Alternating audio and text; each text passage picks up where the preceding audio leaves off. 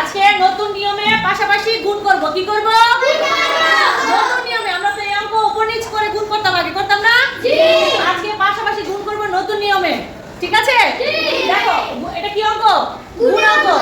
যদি গুণের অঙ্ক হয় তাহলে এটা কি? গুণ। আর এটা গুণ।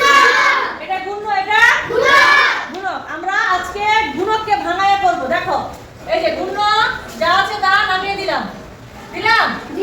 এই গুণ চিহ্ন দিলাম। এখন এখানে দেখো এটা কি একটা সংখ্যা না? এটার মান কত? এই অঙ্কটার মান কত? অঙ্কটার মান কত? আর এটা 10,000। এটা এটা 1000। তাহলে এখানে কত হাজার হলো? কত হাজার হলো? এই যে লিখলাম 1000। 1000 না? তারপরে যোগ কত শ আছে? 400। তারপরে কি দশকের ঘরে কিছু আছে? নাই। তাহলে এককের ঘরে কত আছে? 6। এটাকে ভাঙাই লিখলাম। এবার দেখো 1000 যোগ 400 যোগ 6 এগুলো যদি যোগ করি সংখ্যা কিন্তু এটাই আসবে। এটা আসবে না? এটাই আসবে। এখন দেখো এটার সাথে যেহেতু গুণ, এই সবগুলোর সাথে এটা দিয়ে গুণ করব না? এখন এই সংখ্যাটাকে এই সবগুলো দিয়ে গুণ করব। 3407 গুণ এই 1000। তারপর হচ্ছে কি চিহ্ন? এই যোগ চিহ্ন দিলাম। আবার এটা 3407 গুণ কত হবে? 400। মাঝখানে কি চিহ্ন দিব? যোগ। আবার এই যে এটা 3407 গুণ কত? 6। এখন আমরা গুণ করব। দেখো শূন্যের গুণে কি? আমরা তো জানি শূন্যের গুণ হলো কি? আগে শূন্যগুলো নামিয়ে দিবে। এখন এক দিয়ে যদি এটাকে গুণ করি এই সংখ্যাটাই তো হবে। হবে না? 7 থেকে 7 0 4 3।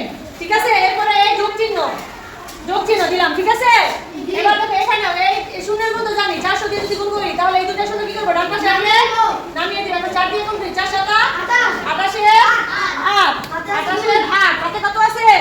4 এর 0 আর 2 গুণ করলে যোগ করলে কি হবে? 2 হবে না? তাহলে 4 4 16 6 হাতে থাকে 1 3 4 12 আর 1 13। বুঝতে পারছো? তারপরে এই যোগ চিহ্ন। ঠিক আছে? দিয়ে এখন 6 দিয়ে এটা গুণ করব। 6 7 42 এর 2 হাতে থাকে কত? 4 6 0 আর হচ্ছে 4 কত হয়? 4 6 4 6 24 এর 4 হাতে থাকে 2 3 6 18 আর 2 20। বুঝতে পারছো? এখন আমরা কি করব? যোগ করব। পাশাপাশি যোগ 2 0 0 কত হবে? 2 4 0 0 কত হবে? 4 4 8 কত? 12 2 4 8 0। হ্যাঁ 12 2 হাত থেকে কত? 0 আর 1 1 আর 2 3 আর 7 10 এর 0 হাত থেকে কত? 2 আর 1 3 আর 6 9 আর 0 9। ঠিক আছে? এখানে কি আর কোনো সংখ্যা আছে?